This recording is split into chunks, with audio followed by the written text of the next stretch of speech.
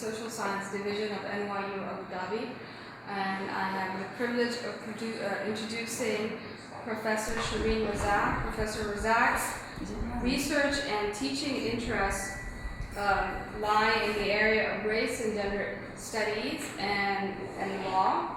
Professor Razack is a sociology professor and sociology and equity studies in education professor at the University of Toronto. And this evening she will focus her presentation on her latest work titled Casting Out the Eviction of Muslims from Western Law and Politics. In particular, the presentation will look at gender and race within the topic and within the book. Without further ado, Professor Razack, welcome. Thank you. Okay, I don't have a PowerPoint, so can you hear me? All right. Okay, I'm just going to get this out of the way. Can I do that? Or have I just... Okay. So I'm very grateful to Rahma for inviting me here. I'm intrigued by the whole idea of NYU Abu Dhabi and delighted to talk a little bit about the book. It's perhaps, it's really a bit dismaying that the book has been out since 2008 and some of the kinds of things that it describes and attempts to analyze just keep happening again and again. In fact, yesterday, and I don't know if your newspapers covered it, but you know that France has just banned the wearing of the niqab and the burqa in all public spaces. And as one of the newspaper articles said, you can bare your breasts in Cannes, but you can't hide your face. And so those things keep happening, and on some level they sound a bit like 1984, you know, when you see them, because you think it's really hard to believe that we could accept such enormous infringements on personal freedoms. On the other hand, there's something so everyday about it. It's getting very mundane. It's the kind of thing where we're beginning to think, oh, that's just what we have to do. And so I feel very much caught on the horns of that dilemma, because on the one hand, I want to offer an analysis of this. On the other hand, I'm plagued by this idea in my head, as I was saying to my friend, why am I telling them this? Surely they know this. You know, there's something mundane about it, but also something quite frightening. So I want to really start with what I personally find frightening about what I would call, I guess, sort of new legal regimes, or newish, since they've been around in some form or the other, new legal and social regimes around Muslim bodies. So the first thing that I find sort of utterly frightening is the sort of banalization or everydayness of torture. That's one of the things that I'm trying to think about, the way in which we have practically become accustomed now to the fact that prisoners wear black hoods, you know, over their faces. We no longer think that that's sort of odd and maybe dehumanizing and an infringement on people's human rights. So that's just one of the things. But in every Western country, there has been what I'm kind of euphemistically calling torture scandals. In effect, in Canada, for example, the government knew about the torture of Afghan detainees. So it didn't actually do the torturing, but it knew it was handing them over to people where the torturing was done. And of course, there are sort of tortured Canadian citizens, as there are American citizens, who have been tortured.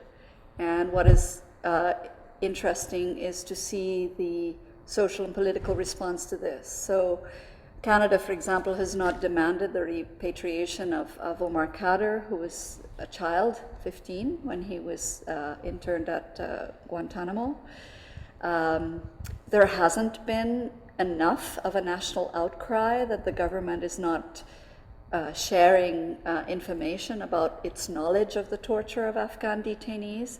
So there's a kind of everyday, quite frightening acceptance of torture that I think is something that should give us a great deal of pause.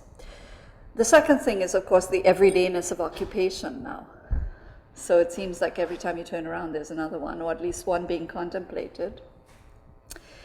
The third thing, which really kind of underwrites most of what we're experiencing now, is a two-tiered legal structure, the kind that we're familiar with in colonialism. You know, there's one law for the colonized and one for the colonizer.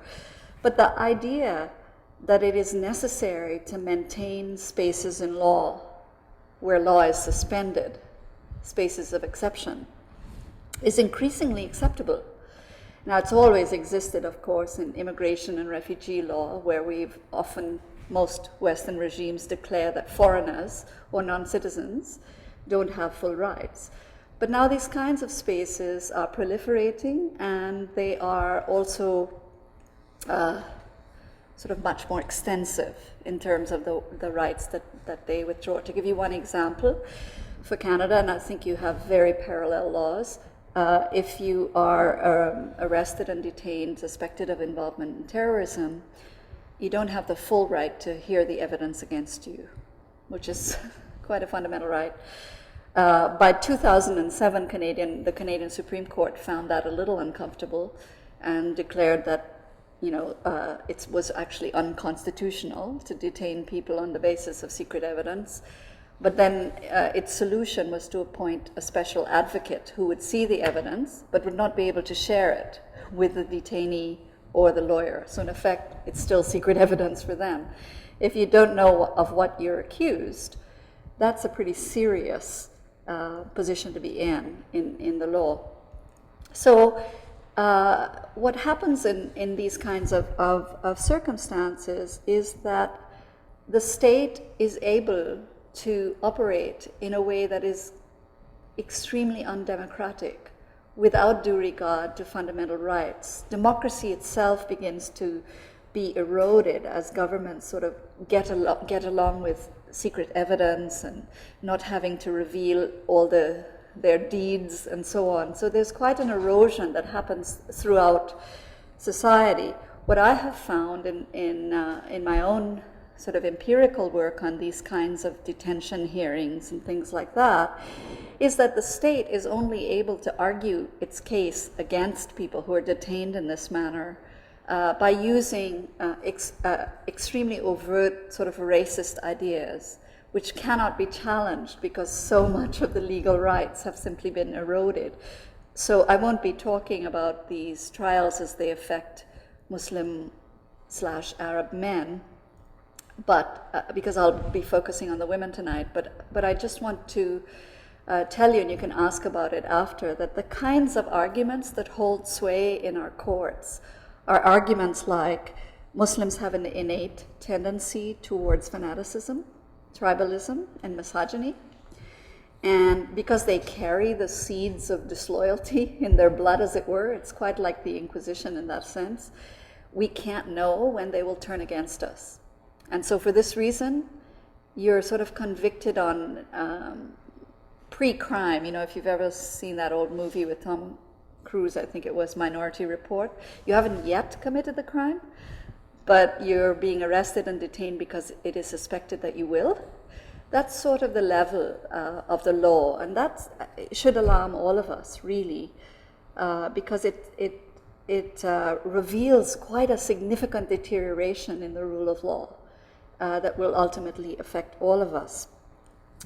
So what I am going to talk about tonight is the gendered aspect of this. So while Muslim men are widely sort of represented and treated as dangerous, Muslim women, for the moment, although that could change any minute, these kinds of racist figures are unstable. They can change, they can move, they are different depending on where they are. But Muslim women, for the most part, have been treated as imperiled. And so they must be protected from their dangerous men, and we have to do all sorts of things to protect them, such as, making sure they can't go out in public wearing the hijab.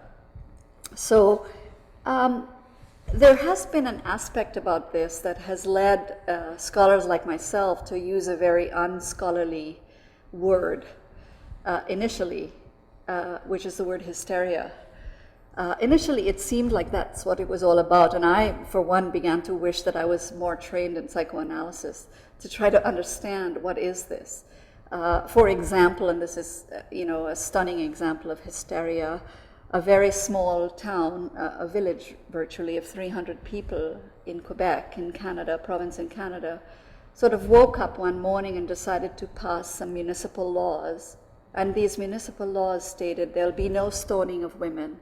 The sexes will eat together at lunchtime. We believe in Christmas trees, and so on and so on. I mean, if I actually read it to you, you would think I was joking. It sounds like some kind of skit on John Stewart. But in fact, it's not a skit. It's real.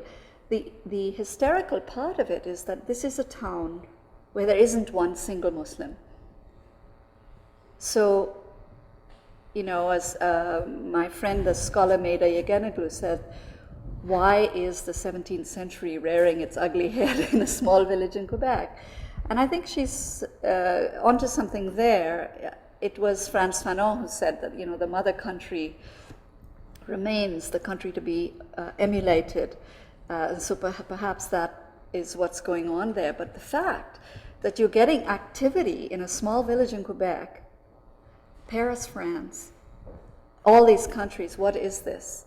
These three allegorical figures, the three figures that I want to talk about are the dangerous Muslim man, the imperiled Muslim woman, and the third figure who's not ever overtly named, the civilized European. And together these three figures tell a story in law, and it's crucial that it's in law that the story is told. A story in law about a family of white nations who are obliged to act together to defend themselves from a pre-modern Muslim other. And it is that unsophisticated a story with tremendous force. It is the story that is used to authorize all kinds of force, the detention of people, the stigmatization of people, the denial of fundamental rights, their literal abandonment, and of course, it authorizes torture and bombs.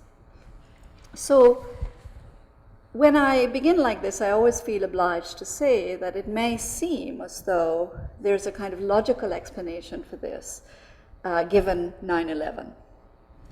We shouldn't be surprised that there is an Orientalism that's resurfacing. However, I think that response naturalizes something quite scary, which is a regime where law itself is deteriorating. And it also naturalizes that this is a part of the management of racial populations. And so we need to take these legal moments, social moments, and historicize them, contextualize them, understand what in fact they accomplish in the present. And for me, that means that we need to focus on the productive function of these various practices. And I make the argument, which I will try to defend tonight, spend most of my time. You'll have to give me a little warning when I'm going over, because I can go on for quite a while. So I make the argument that when you look at the productive function, you see the birth or the consolidation of a particular kind of nation state, one that comes into being as a fortress that must be defended and is drawing very rigid lines between who belongs and who does not belong to the nation. And these developments in nation states, white nation states, really draw upon, even as they actually consolidate, very old notions of the nation as a racial kin group. Canadians said something very interesting when 9/11 happened in the press. They said, "Our cousins died." It was an interesting sort of blood connection to that. But I think that we need to think about how this notion of the nation as a kind of racially bounded community actually operates, because of course the nation isn't racially bounded. The fact that it is being represented and consolidated as that is something that we need to think about. So in my book, Casting Out, I offer two interlinked arguments. The first argument is that race thinking, which is a term that I borrowed from Hannah Arendt, which is the denial of a common bond of humanity between people of European descent and those who are not, remains a very defining feature of this world order. Secondly, this color-lined world is increasingly governed by the logic of the exception. The idea that we have spaces in law where law will not apply, and that we have camps of abandoned or rightless people. This abandonment of populations is configured as emergency, and it is accomplished as a racial project. I want to stress this because in the end, this is really the simple argument that I'm saying. To evict groups from the law and to create communities without the right to have rights, you have to believe that these groups are a lower level of humanity, undeserving of the rule of law. At the same time, we do not take seriously the humanity of those who are excluded from the law. So the law functions in this respect as a pedagogy, teaching us who counts and who does not count. And it is this that I most want to stress. Violence, of course, is authorized against those who are excluded from the law. We are, of course, truly in an age of camps. It is not only that one might think about various, Muslim groups or Arab groups that you would consider to be a camp. This is the age of camps in the sense that we can think of asylum seekers and their children interned in Texas or the suburbs of Toronto, the barrack-like surroundings of migrant workers, places and people who are excluded from the law. So migrant workers in Canada, for example, who pick our fruit, it is permissible to impose things like you cannot go into the town after 6 o'clock. Quite an infringement on one's movement, which could not be imposed on citizens. And we might think of the ban, France's ban on the veil, in the same way. As Hannah Arendt pointed out a long time ago, when you're in the category of a community without the right to have rights, this is a significantly different problem than a problem of discrimination or even a problem of racism, because whatever is meted out to the rightless becomes of no concern to others. There is no one to defend you. It is, of course, as two scholars put it so well, Hansen and Stepatat, the most elementary operation of sovereign power. To quote them, the expulsion of someone who used to have rights as a citizen, or simply to categorize some individuals in a society as a form of life that is beyond the reach of human dignity and full humanity, is the most elementary operation of sovereign power. And that, I think, should sober us up when we hear you can't go out in the streets wearing a niqab. We need to think about what that expresses. I am particularly interested in my own scholarship on how such evictions of racialized peoples, because all such people are racialized, often without due regard to their color even, in the sense that they are regarded as a lower form of humanity, I'm really interested in how such evictions of racialized peoples make possible the production of white identities. So the production of white people as kin groups, as families, as nations, as a family of nations, how is that achieved materially and symbolically? How is it that white people can come to know themselves as a superior people through these kinds of practices? And furthermore, not just a superior people, but a superior people under threat or under siege. That is quite a process, and one that we must trace.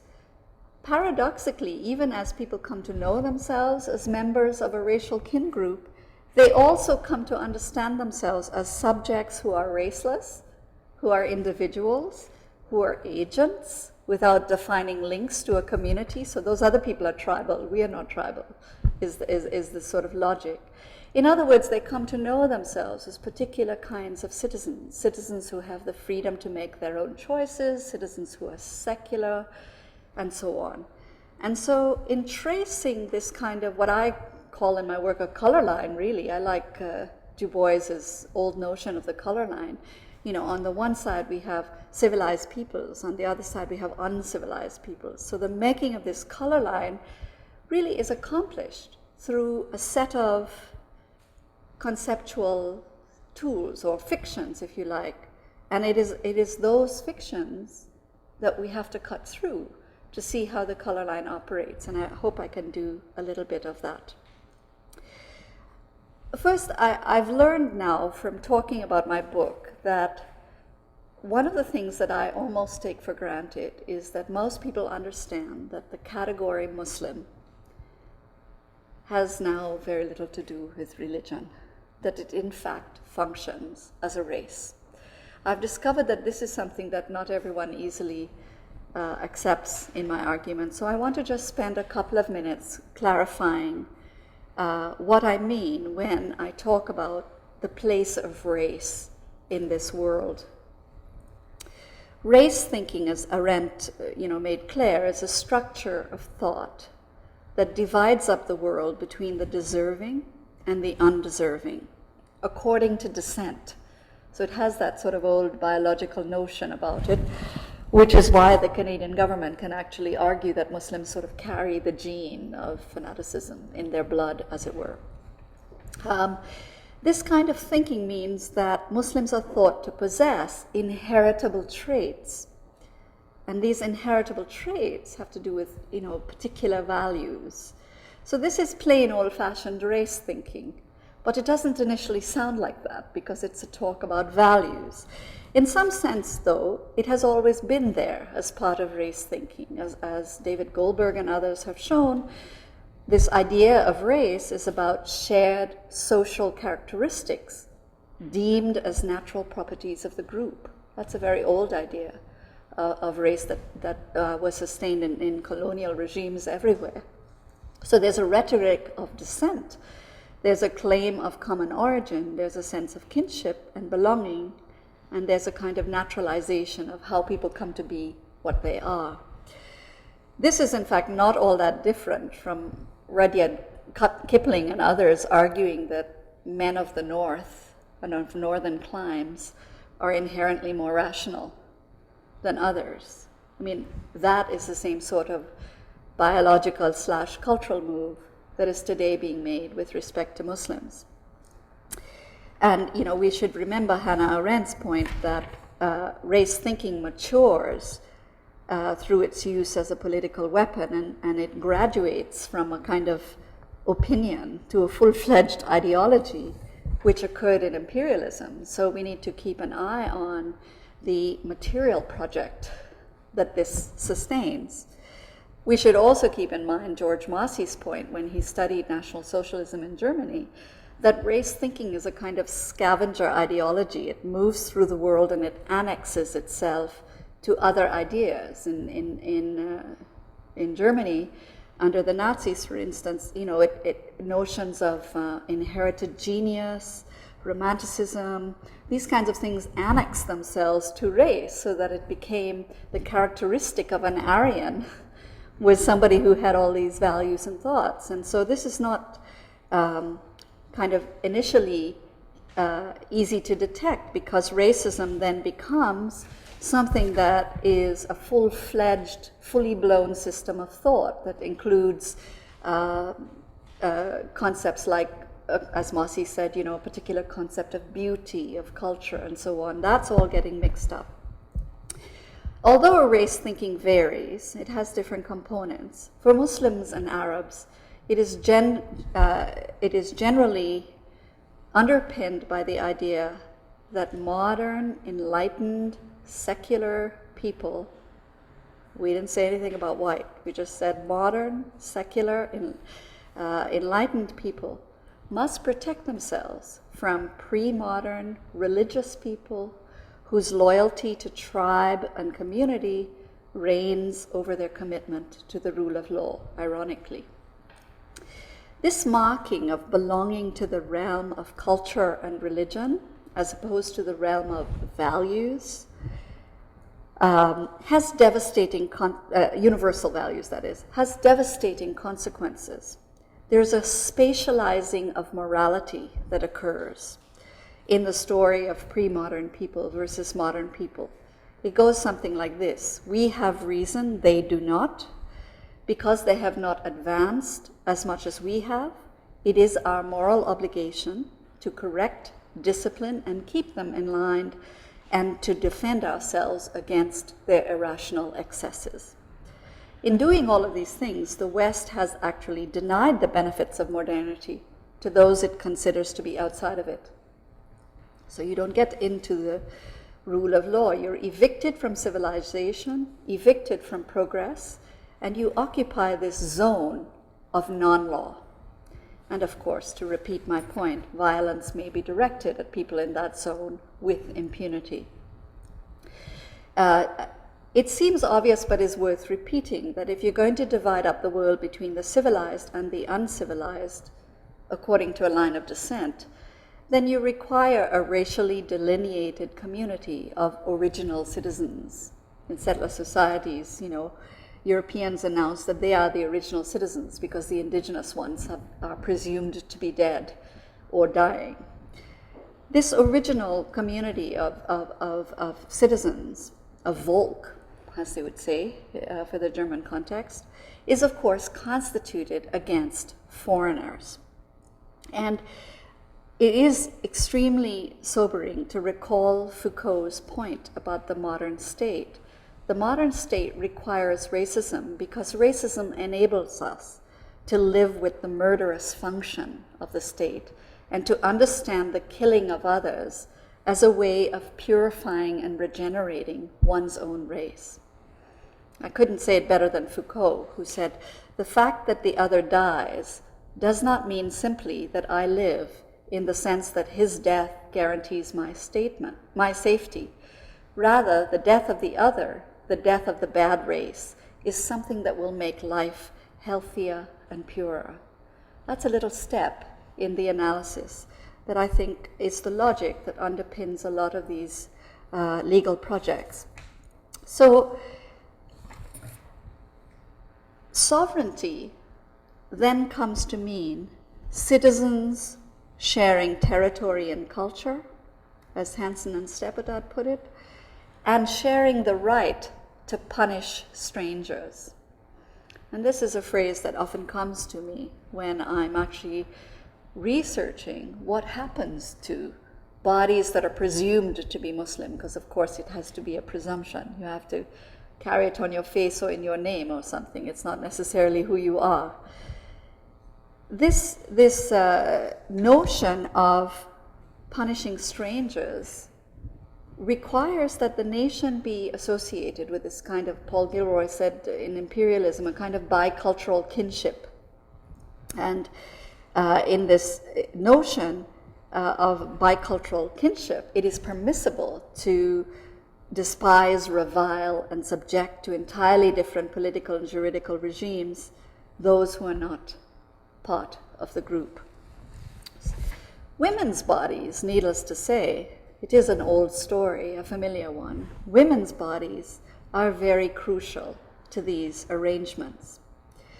As Etienne Balibar pointed out, if all citizens in this kind of intensive universalism of the nation state, if all citizens are entitled to equal rights, then those who are considered unequal by virtue of pathological, sexual, or cultural difference can be summarily excluded from citizenship on the grounds that they pose a threat to the nation.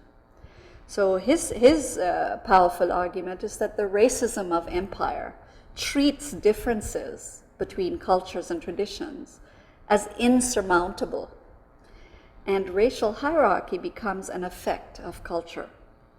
So it's not that we think that Muslims and Arabs are inferior, it's just that they haven't moved along the civilizational scale as much as we have, and their differences, which are presumed to be innate and more or less unchanging, are the reason why we have to do what we do. So there's a kind of naturalizing about it.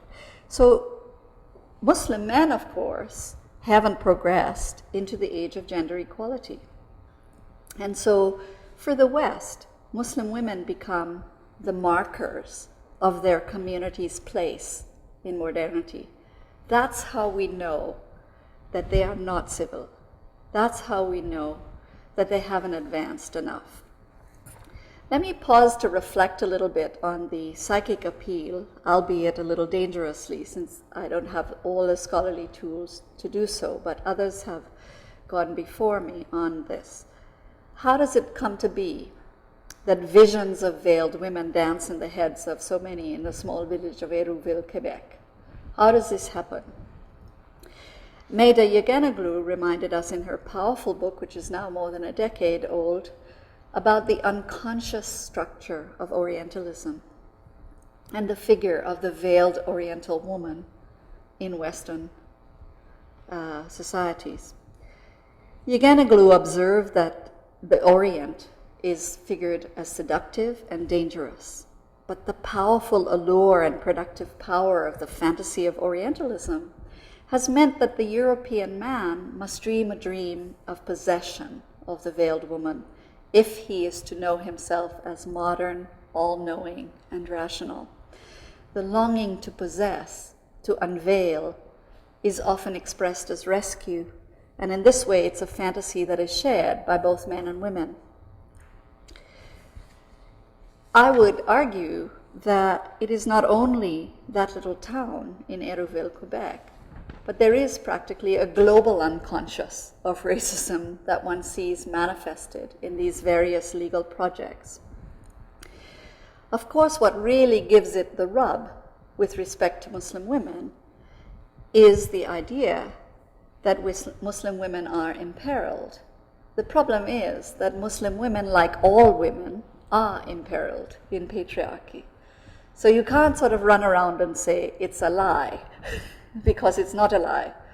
All women endure tremendous violence. In fact, I'm with Andrea Dworkin from 25 years ago. There is a war on women. There is quite a lot of violence. But I would say there's a war on women. And if you actually looked at types of violence and rates of violence, you don't actually find a difference. So when you have, as a key part of this Orientalist unconscious, that Muslim women are especially sort of oppressed, those of us who would like to refute this find ourselves in a really bad place, because we can't say, no, they're not, you know? So it's important, too, to note that empire is a gendered project. It falls to the women of the West to police the color line with respect to Muslim women, in the sense that they mark the West as a place of values and the non-West as a place of culture. This is a line in the sand that is drawn by comparing their own apparently emancipated status to Muslim women. This, of course, is very perilous and dangerous, and I often wish that we could achieve more solidarity by reminding white women or European women that violence against them continues apace, and they're not sort of getting out of that. by pointing out how bad Muslim women have it. In fact, it serves the state quite well to not pay attention to that. So it is really from this violence against all women, and this is something that I have felt to be my political project for 25 years. It is the difficulty of practicing a feminist politics in this era that first sort of prompted me to consider these problems seriously. You can't engage in anti-violence initiatives without falling headlong into these kinds of traps. And feminism itself has been terribly co-opted in this age. It has been at the front line of so many of these kinds of projects that it leaves a feminist who would wish to be anti-racist in quite a spot. So I would like to spend in the last, now I hope I have, I have about 20 minutes left, I hope. So I'd like to spend some time on the way in which this global unconscious of Orientalism operates through such concepts as multiculturalism, integration, individualism, secularism. If we could cut through these words and these concepts, we would find quite an unabashed structure of racial rule where difference becomes the reason to exclude. But you've got to cut through those things. It is notable, I think, that the French law is explained quite openly. There's no disguising it. It is born out of, as Nicolas Sarkozy says, it is born out of a desire to ban a sign of servitude that isn't welcome on French soil. This is a very open acknowledgement that these kinds of laws are about signs and indicators of values. The country will not tolerate barbarism. In fact, in the new citizenship guide for Canada, our new citizenship guide actually says that and uses the word barbarism. Barbarism, of course, inheres in bodies. I wish I've got to write a paper on the connection between these kinds of laws where we have to pass a law because we don't need these signs of barbarism.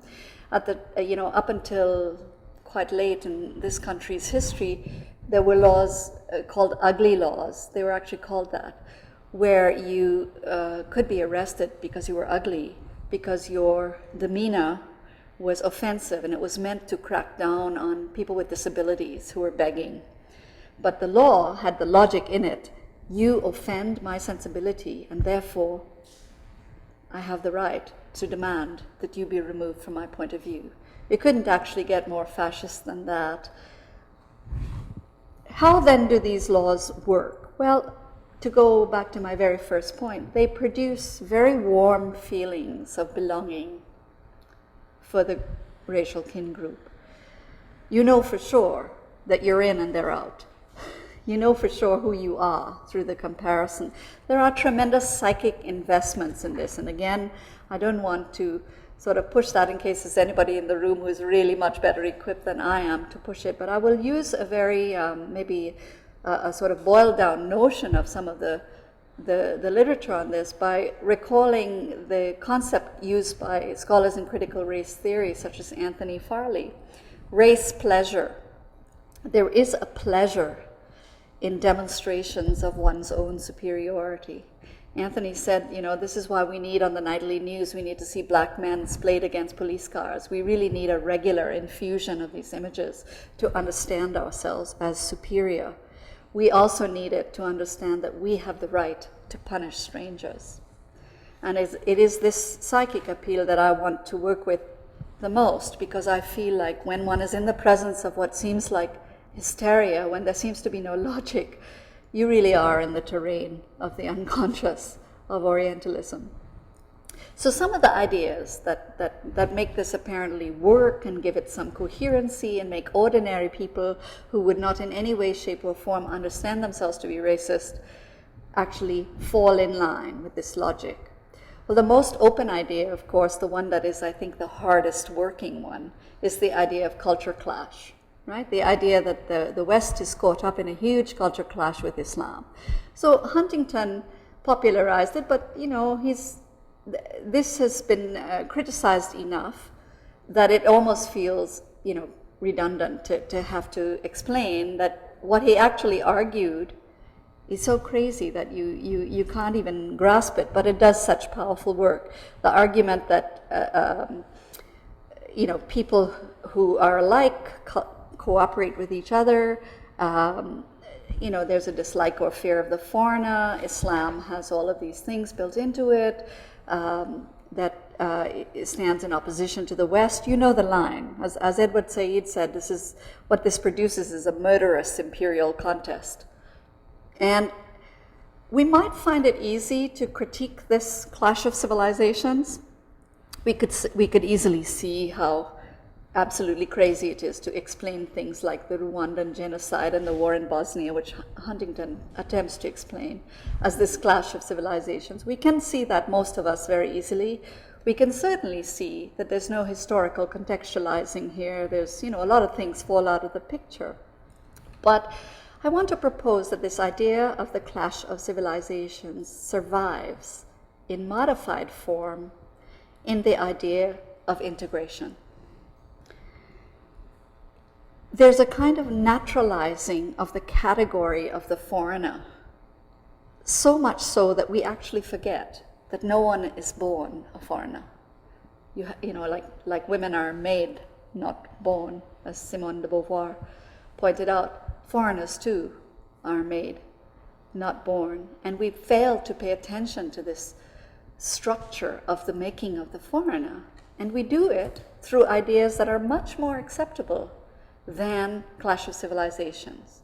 The idea of integration, for example, as others have pointed out, Miriam Tickton here at the New School, integration appears to hold out the promise of inclusion because it is premised on the notion we have a national culture, we have universal values, which we original citizens possess automatically, and newcomers have to be instructed in our values. It all sounds very reasonable.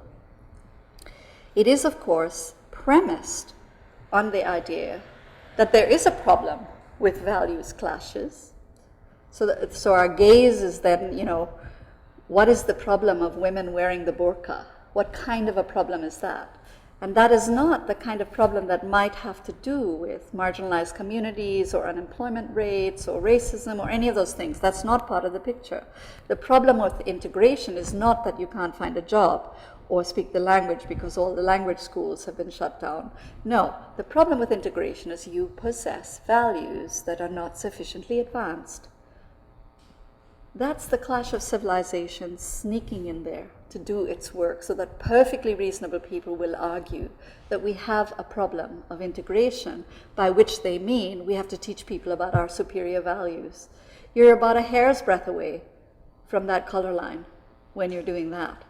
And that is the basis of a lot of the laws that you see around Muslim women's bodies. I'll give two examples and hope I'm not sort of running over. In the forced marriages debate, all over Europe mostly, coming soon to a theater near you, if you don't already have it. In Canada, there's a little bit of stuff. You can tell me whether this is happening in the US.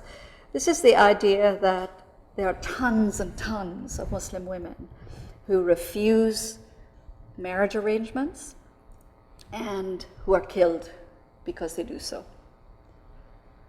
So lots of dead bodies from forced marriages. It is not permissible to ask how many dead bodies and how does that compare to non-Muslim women who are killed by their partners when they attempt to leave. But I assure you that if you look at the statistics, they're pretty grim for both sides.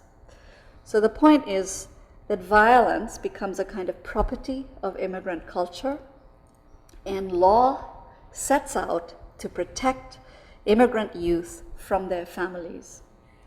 Initially in Europe, and I traced it for Norway, initially this idea in the late 90s, 2000, so it's an old racism, was all about education.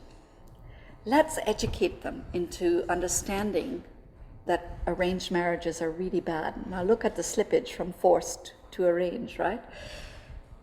Norway, for example, began a whole lot of massive re-education. But by 2001, 2002, this began to change into something much more punitive. Immigration law itself became the structure. So we had to think, for example, there should be a higher age of consent for marriage if you're an immigrant. Or you shouldn't be allowed to marry someone from outside the country until you've spent 4 years in the country. So these things are sort of sneaking in, creeping in, on the basis that these immigrants come here with a feudal culture that is very misogynist and punishing towards women, and we have to teach them our values because they don't know it, and lots of women are dying. What is interesting is where these arguments are mounted in books, in scholarship, in the law itself, in parliament, and so on. What you find when you look at this is that this story has to be a story of European superiority, and that has to be told through each country's national mythology. So in Canada, for example, you may or may not know that we consider ourselves to be the nicest people on earth, and we are also peacekeepers to the world. The Norwegians consider themselves humanitarians of the world. I don't know, the ideology in the US must be quite tricky with respect to this, because what with manifest destiny and those kinds of things, it's a bit difficult to sort of pull off. But nonetheless, the notion of superiority has to be worked through national mythology, and that is what you find when you examine why we need to pass laws against forced marriages, why we need to ban the veil, why we need to do all of these projects. In the Norwegian case, for example, the case is made by the anthropologist Uni Wikan, and she's widely quoted, and legislators listen to her and credit her and so on. The case is made that Europeans are an honorable people. They have tremendous tolerance. They're too tolerant, which is why her book is called Generous Betrayal. They've been betrayed. The story, of course, elides completely any kind of imperial past. And Norway, like Canada, loves this fiction that it has never been a colonial power. So its connections, Canada, I don't know how Canada particularly pulls that off, since we still actually have an Indian Act and 2 legal regimes where indigenous peoples are clearly in a colonized position, but pull it off we do. And Norway does the same thing.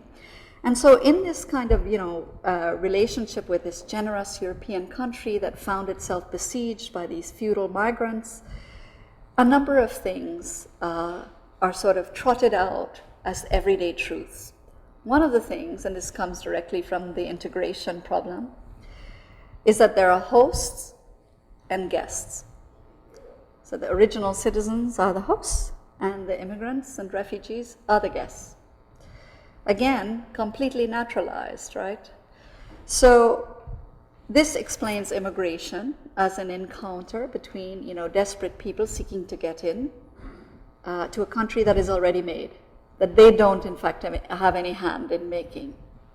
And a host, of course, has the right to control the resources of the home, to decide on the rules of the place. In fact, as Mariana Goldstead reminded us, a moral community is created when you talk of hosts and guests. And this situation requires policing. It requires a legal order that will train these people in our superior culture. So we will not talk about how they build a country too. We will not talk about the material structures that are actually accomplished through these kinds of orders. What then is the superiority of Europe in these kinds of texts and laws? Well, the first thing that you hear repeated over and over again is individualism as evidence of civilization. And I would like here to introduce, a very old race critique of this notion. It is important to denaturalize this. Individualism works to designate the West as a place, 5 minutes, as a place without culture. It locates Westerners in the modern, in the universal. It is not difficult to trace in these formulations of individualism the figure of the citizen of the modern state, who owes his loyalty or her loyalty only to the state. It is not difficult to trace the rational man who pursues his own interests. And as a million post-colonial scholars have pointed out, the autonomous, rational individual without defining links to community licenses the extension of rule over those who are not so blessed as to have this. This is the oldest colonial foundation in the book. So this is what is resurrected in these forced marriages debates. So for example, Norwegian feminist groups have set about producing pamphlets that will instruct Muslim girls in romantic love. You know, we will have these kinds of crazy notions. These are not simply culture wars. These are not merely ideological skirmishes, because they create a legal structure, as Baliba put it, of insiders who are officially considered outsiders. And that is what is consolidated. Let me then, and I really wanted to get on to the last sort of big idea that confirms European superiority, but maybe in the questions if you're interested, and that's the idea of secularism. Because feminists have been extremely vulnerable, Western feminists, to this notion that secularism is simply sort of the most modern way to be, and is not itself a project of rule, is not in itself part of an entire sort of structure of ruling over others. And that's, you know, it's not simply that church and state must be separated, it's how this idea is deployed in the interests of certain powers. I won't have time to do that, but I want to repeat Talal Assad's points about this, which is simply that when you use this idea of secularism, which historically, if there are historians in the room, you know very well that this was not the lovely, innocent progress that we think it is, that it was part very much of European rule, that this is one way in which we can regulate Muslim populations in France and to formally mark them as people who must be forcibly brought into the modern. And this is enormously useful at a time when France needs to control its millions of Muslims who occupy a place in society that is definitely subordinate. The law, Assad reminds us, actually influences and shapes the direction of fears, longings, and resentments. People have to get quite a kick out of it, and this they do. And so it's really with that in mind that I want to say that these projects do a number of things, but one of the things that they do most critically is that they prime us to dehumanize. Citizens begin to take it into their own hands, as Ghassan Haj showed for Australia, to manage public space. You can rip the veil off people's faces, because that is your right as a citizen. We might spare a thought, and I will not speak on this, for what these laws do for those who are targeted. What do they start thinking and feeling? So we can perhaps talk about that. It's not my particular area of study. I want to say then in closing that these measures that you see in all these various Western countries exist alongside of the cancellation of services to immigrants, the increasing numbers of migrant workers who are completely evicted from the law. We have an increasingly securitized fascist state with a citizenry that is now primed to give up even their own democratic rights in the interests of cracking down on terrorism. And so the geopolitics of all of this has to be really carefully considered for how they are restructuring our societies in incredible ways. Perhaps the old logic, first they came for the Muslims and then they came, you know, ultimately they will come for us, all of us, on various points with this kind of logic in line. And I just want to end with this somewhat lighter note, which is that when Rahma Fakih became the first Arab American woman to win the Miss USA pageant, it was very instructive to read the press on this. Daniel Pipes, of course, Middle Eastern Studies, said that the beauty contest field was simply tilted in favor of Muslims. Apparently too many Muslims were winning beauty contests, which was big news to many of us. We hadn't realized that this was actually happening. Other people congratulated her because she had made it into the West. As our Toronto Star headline very playfully asked, it surveyed all the blogs on her response, and it said, Miss USA, a sleeper agent, you know. And as I told you at the beginning, in the detention cases, what is argued, the state gets away with arguing, for example, in the detention of Adil Sharkawi. We know he was a sleeper agent because he was too normal. He was a graduate student and he had a pizza shop. So he was too normal, he was passing for normal. And that's the state evidence against Adil Sharkawi. So poor Rima Fakih had to face this kind of thing. I think when one sees the degree to which this makes inroads in popular culture as well as in law, then you have to understand that Muslim really is the new black, a race of people rather than a religion. And the zealousness with which the public participates in legal exceptions should remind us of the power of racial feeling that these projects require and sustain.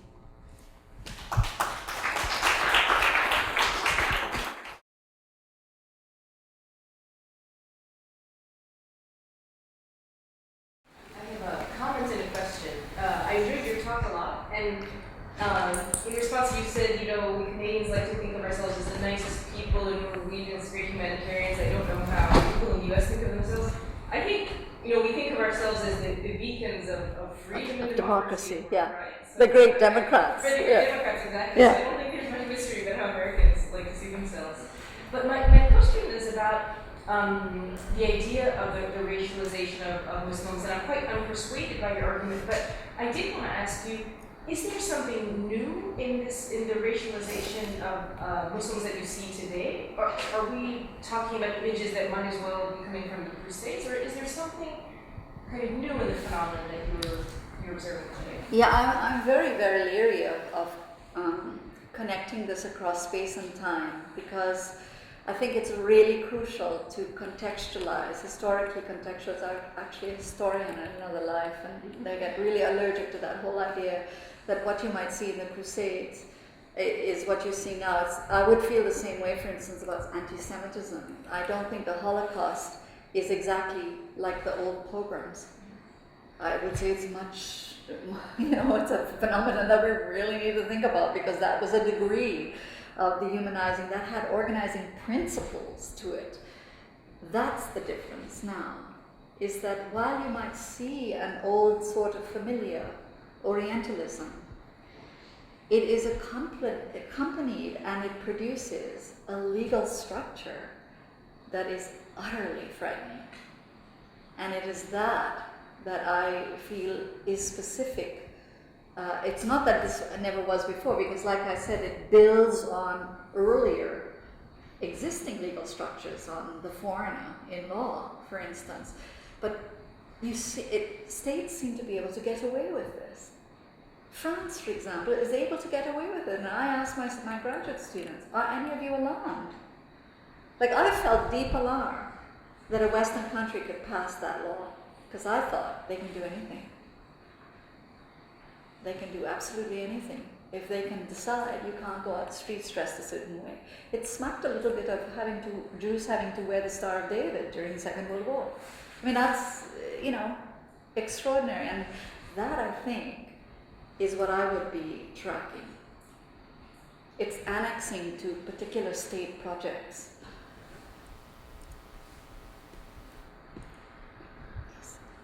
I'm old enough to remember the beginning of the women's liberation movement in this country, as we called it, feminism.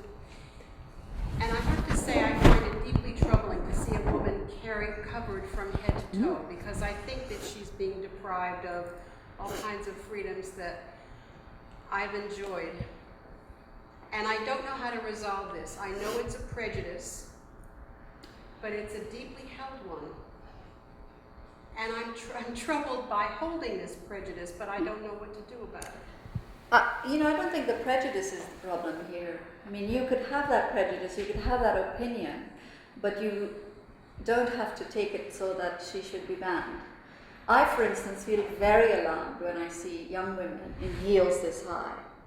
with very short skirts. I feel very worried for them, knowing what I know about violent situations that you get into. I always think, can they run if there's a problem? You know, I think like a mom in that sense, although I have boys. But I don't think it's my right to ban it. You know, that I think is the difference. Yes, of course you're entitled to it. I feel it as well.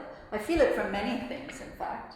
You know, unabashed consumerism makes me feel like that as well. There are lots of evil things in the world. But to ban it? That is another step. That requires something else. You're critical of the French ban on burqa, but for example, in the summertime, I used to go around in shorts and a big top. I can't walk down the streets of Riyadh. Now, are you comfortably critical of the Saudi's position there on shorts? I absolutely am. But I live in North America. No, but And- were I to live in Saudi Arabia? Absolutely. Were I to live there myself, I would be very critical of that. It is once again controlling women. And women's sexuality. Of course I'm concerned about that. But my political project is North America and Europe, because that's where politically I am located.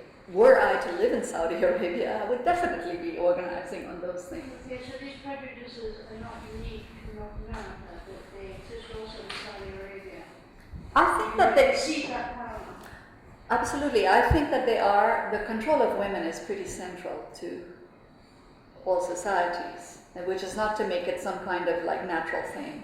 It is patriarchy is very central to all projects of rule that I can think of, and patriarchy wears different clothes, to literally put it that way, wherever you are. Just like violence against women has different culturally specific manifestations. You know, in my country of Trinidad, where I am from, Indo-Trinidadians like myself like to burn their women with hot oil. African Trinidadians like to shoot them. Very culturally specific patriarchies, annexed to a very specific state project, but patriarchy nonetheless. Thank you for your talk. Totally enjoyed it. But I'm gonna ask you to maybe slightly expand on your first answer. But before that, I would just like to throw in a few names.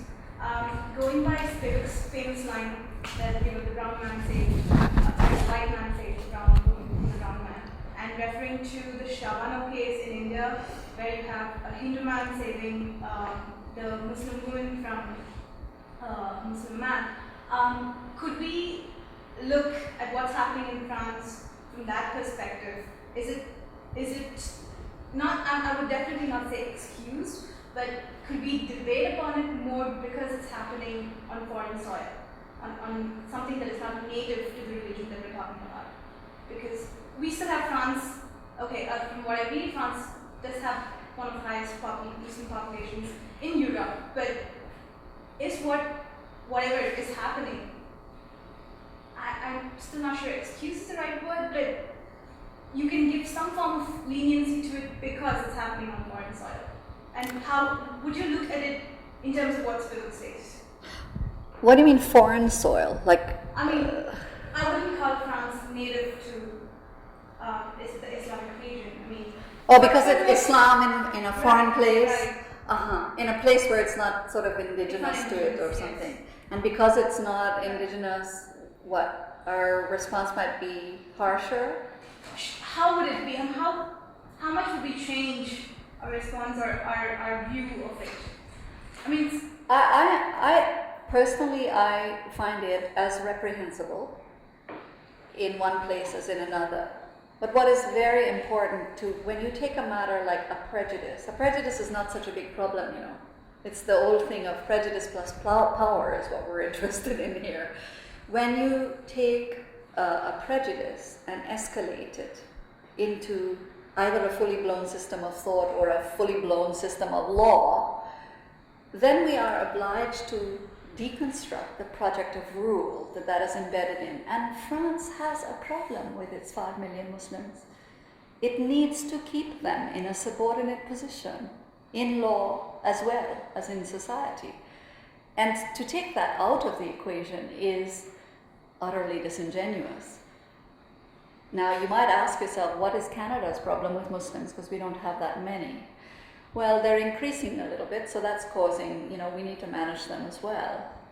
But also we need to get into the club of the family of white nations. Most of what middle powers do is try to get into that club anyway, to prove to the United States that they really are best friends, and we're in this club and we have the same practices and we do the same things. So there's a kind of global rule going on among Western nations. So the saving Muslim women thing that, brown men, Spivak's point and so on, yes, it is that old colonial move where, European men and women achieve their superiority through these practices.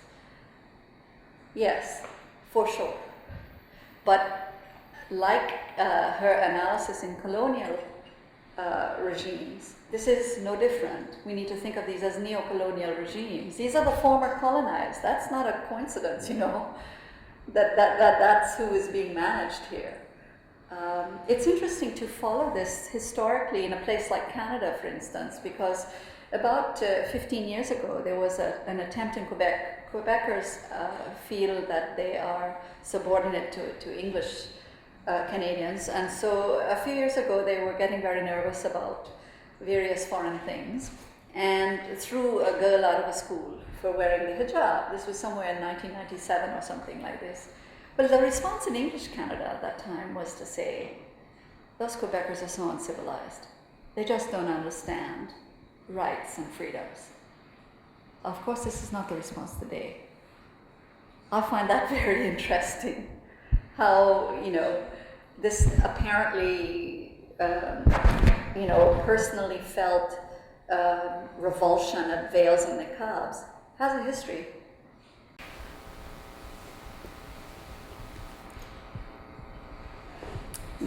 Thank you for your talk.